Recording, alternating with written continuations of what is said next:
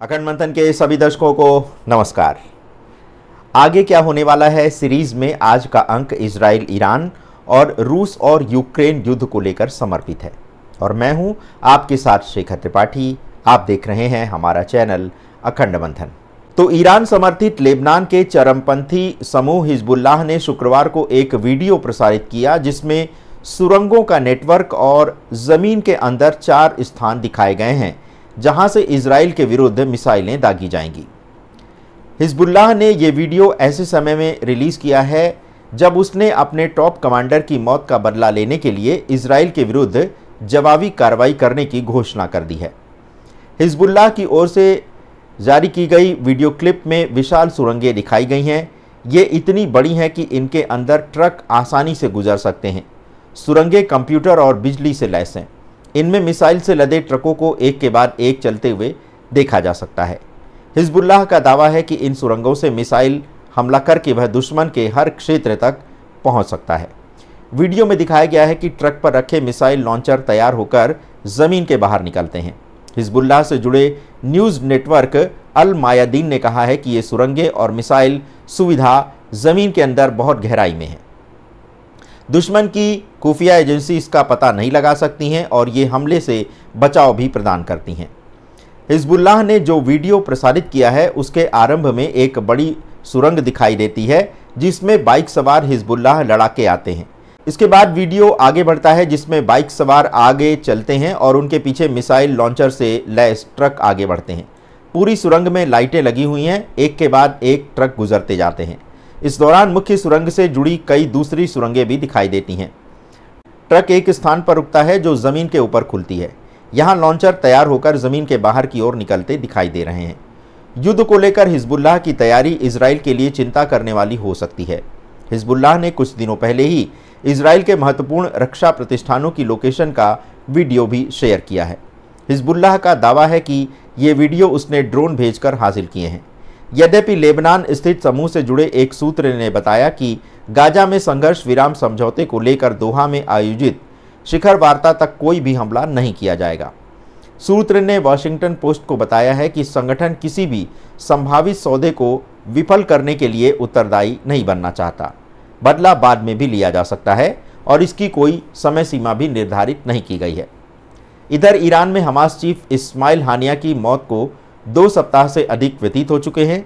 Iran ने हत्या का आरोप इजराइल पर लगाते हुए बड़ी जवाबी कार्रवाई करने की बात कही थी, लेकिन अभी तक ईरान की सभी धमकियां फुस होती दिखाई दे रही हैं। इस सप्ताह की शुरुआत में ईरान के रिवोल्यूशनरी गार्ड्स के डिप्टी कमांडर अली फदावी ने हिजबुल्लाह से संबंध रखने वाले लेबनान के एक टीवी चैनल पर इंटरव्यू दिया था। इसमें उन्होंने जोर देकर कहा कि ईरान के सुप्रीम लीडर अली खामनेई ने हानिया की मौत का बदला लेने के साफ साफ निर्देश दे दिए हैं। इसके अतिरिक्त ये भी कहा गया है कि इजराइल ने संयुक्त राष्ट्र चार्टर का उल्लंघन किया है जिसकी कीमत जायोनी शासन को सही समय पर चुकानी पड़ेगी। लेकिन खून का बदला खून से लेने की बात कहने वाला ईरान अब अपने ही देश के विभिन्न गुटों के जाल में फंस गया है। बताया जा रहा है कि इजराइल से सीधा टकराने को लेकर ईरानी सियासत में भी 2 फाड़ हो गए हैं। ईरानी रक्षा विशेषज्ञों का ये मानना है कि इजराइल से टक्कर वास्तव में हमें अमेरिका से टक्कर लेनी होगी। उधर ब्रिटिश टेलीग्राफ की रिपोर्ट ने इस सप्ताह ईरान के अंदर की फूट को दुनिया के सामने लाकर रख दिया है। रिपोर्ट में कहा गया है कि इजराइल के खिलाफ किस तरह की प्रतिक्रिया दी जाए इसे लेकर नए राष्ट्रपति मसूद पेजेशकियान और वरिष्ठ रिवोल्यूशनरी गार्ड अधिकारियों के बीच असहमति का पता चला है। रिपोर्ट के अनुसार ईरान के राष्ट्रपति इजराइल के साथ बड़े पैमाने पर हमला करने से बचने को कह रहे हैं। उनका मानना है कि इसका प्रभाव ईरान के लिए अच्छा नहीं होने वाला है। वो सुझाव देते हैं कि पड़ोसी देशों में इजराइल के ठिकानों को निशाना बनाया जाना चाहिए। इसके विपरीत वरिष्ठ रिवोल्यूशनरी गार्ड अधिकारी सैन्य ठिकानों की जगह तेल अवीव और इजराइल के दूसरे शहरों पर सीधा हमले की वकालत करते दिखाई दे रहे हैं।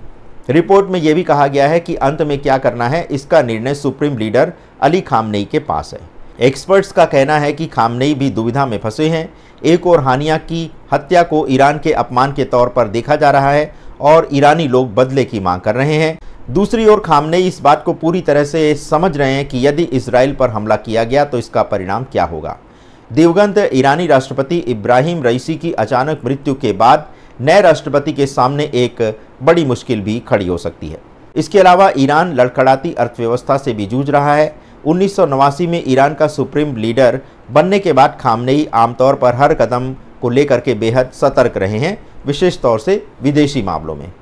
उदाहरण के लिए 2003 में वह सैन्य परमाणु क्षमता प्राप्त करने के लिए काम कर रहे समूह की गतिविधियों पर रोक लगाने पर सहमत हो गए थे, क्योंकि उन्हें ये भय था कि अमेरिका के इराक पर हमले के बाद अगला नंबर ईरान का हो सकता है, जबकि उनका बयान सदैव एक क्रांतिकारी दृष्टिकोण ही दिखाता है। यही कारण है कि वह ईरान को युद्ध में नहीं धकेलना चाहते। लेकिन जिस प्रकार से लेबनानी आतंकी संगठन हिजबुल्लाह ने ज़मीन के अंदर की सुरंग का वीडियो प्रसारित किया है, वह किसी भी बड़ी अनहोनी का संकेत दे रहा है। यद्यपि ऐसी घटनाओं की कोई समय सीमा तो निर्धारित नहीं होती, लेकिन फिर भी देर से ही सही, अगर ईरान और इजराइल में युद्ध हुआ तो फिर सारे संसार के देशों को इस आर पार की लड़ाई में सम्मिलित होना पड़ेगा।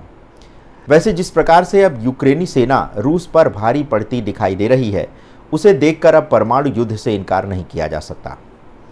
पता चला है कि यूक्रेन की सेना अब रूस के अंदर तक घुस आई है, जिसने क्रेमलिन को हिला कर रख दिया है। रूस की माने तो यूक्रेन अब उस पर डर्टी बम से हमला करने वाला है।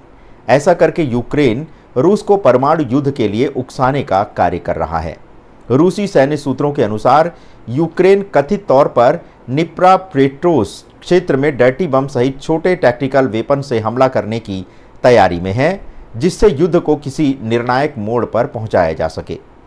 सैन्य संवाददाता मराट खैरुलिन का दावा है कि यूक्रेन परमाणु ऊर्जा संयंत्रों में प्रयोग किए गए परमाणु ईंधन के भंडारण स्थलों पर हमले की योजना बना रहा है।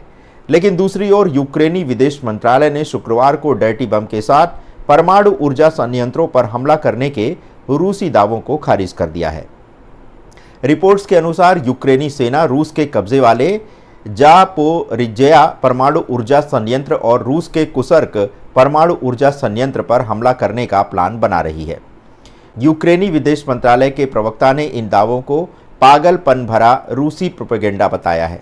ये पहली बार नहीं है कि जब रूस ने यूक्रेन पर डर्टी बम हमले की प्लानिंग का दावा किया है। इससे पहले अक्टूबर 2022 में भी रूस की ओर से कहा गया था कि यूक्रेन डर्टी बम हमले की प्लानिंग कर रहा है। तो आखिर ये डर्टी बम क्या होता है, ये अब आपको बताते हैं। तो जिस डर्टी बम का प्रयोग यूक्रेन रूस के विरुद्ध करने जा रहा है, वह डर्टी बम एक ऐसा हथियार है जिसमें यूरेनियम जैसे रेडियो एक्टिव पदार्थ होते हैं, जो धमाके के साथ हवा में बिखर जाते हैं।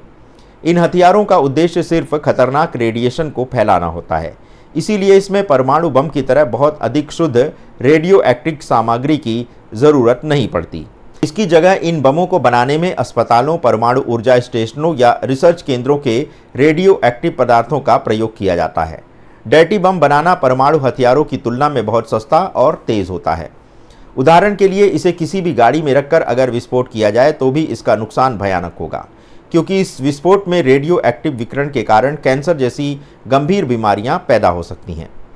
किसी लक्षित आबादी में हमला, दहशत फैलाने के लिए भी डर्टी बम का प्रयोग किया जाता है। विस्फोट के अलावा रेडिएशन काफ़ी दूर तक इसमें फैलता है।